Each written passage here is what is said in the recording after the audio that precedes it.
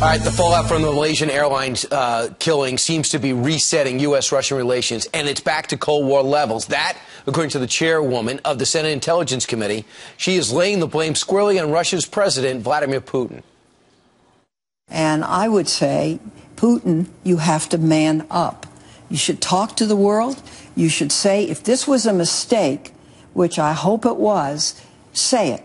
Even if it was a mistake, it's a horrendous mistake to make. And I think it points out the futility of what's happening in the Ukraine, because there will be repercussions from this. What are they, though? The question is, what will the president do? It's got to come from the White House. It's got to come from America. Joining us right now, the chairman of the House Intelligence Committee, Michigan Congressman Mike Rogers. Chairman, thankfully, no one denies that the Russian separatists are behind this. We don't even need to recover the evidence there. Acting humanely would certainly help. But what do we do now, and how important is it for us to act quickly?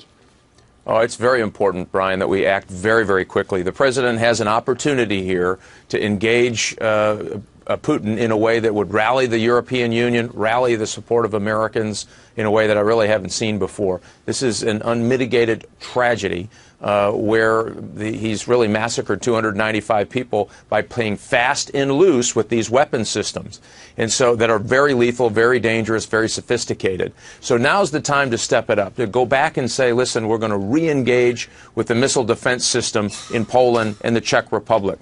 We're going to conduct joint military operations the way we used to do in Germany in Poland, right near the Russian sphere of influence, to show that we are serious about this, that we are not going to allow Putin to go unfettered.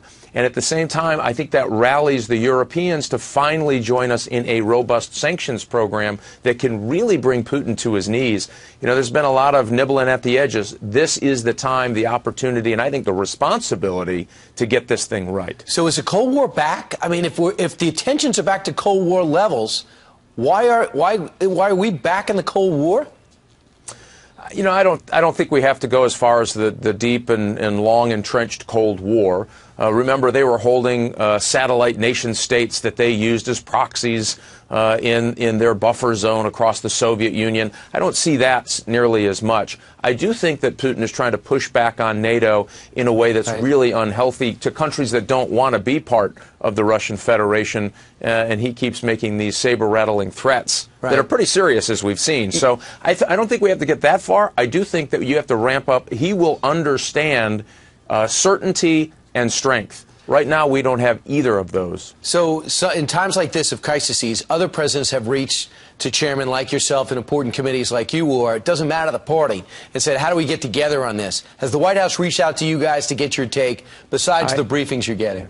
I have not gotten invited to one of those fundraisers that he's had around the country. And unfortunately, no, there's not a robust engagement the way that we were used to on really sensitive national security issues or way forwards. You get dribs and drabs. You know, we continue to work with the intelligence community, but we have no really robust engagement with the White House and the National Security Council. So I'm seeing Adam Schiff, a Democratic congressman. I'm seeing Senator Menendez talking as tough as a lot of Republicans in Congress.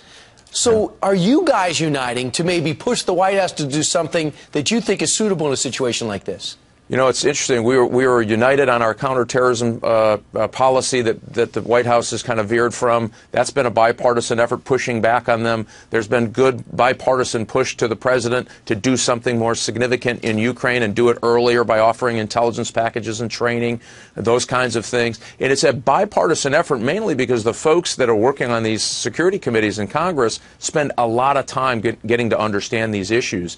And you know, even the Iranian deal last week, they came to brief the Iranian deal about the extension for 4 months, and everybody there said, why are you giving them more money? You shouldn't do it. The next day they announce they're giving more money. And so there has been a bipartisan push that I've really not seen in Congress in a long time, pushing back on the president's foreign policy, and they have an absolute tin ear. It's amazing because you could actually unite the country in a situation like that and use it for other issues. Instead, they're just doing it on their own. Chairman Mike Rogers, always great to talk to you. Thanks so much. Thanks, Brian. Maybe the White House was just listening.